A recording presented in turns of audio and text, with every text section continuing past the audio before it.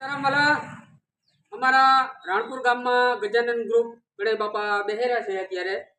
એ આમ તો અમારા ગામના મૂળ પ્રવીણભાઈ ગજેરા, તેણે 1997માં ગણપતિ બાપાની સ્થાપના કરેલી અને 10 વર્ષ એણે ગણપતિ વિસર્જનનો ઉત્સવ ઉજવી.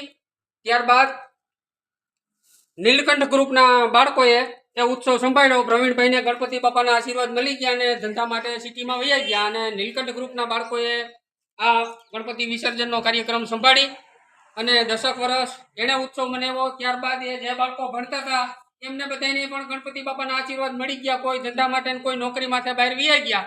એટલે હવે અમારા ગામના કિરીટભાઈ હેંજરિયા ગજાનન ગ્રુપથી, નીલકંઠ ગ્રુપમાં તો કિરીટભાઈ હતા જ, તે નાના હતા, બીજા છોકરા નીકળી ગયા. એટલે હવે કિરીટભાઈ હેંજરિયા આ ગ્રુપ સંભાળે છે ગજાનન ગ્રુપથી અને 1997થી અમારા રાણપુર ગામમાં પધરામણી કરેલી છે.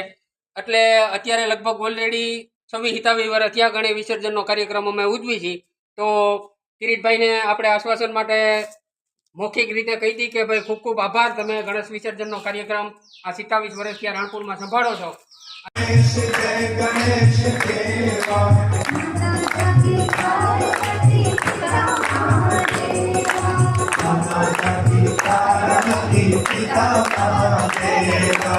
जय गणेश जय गणेश जय गणेश जय गणेश।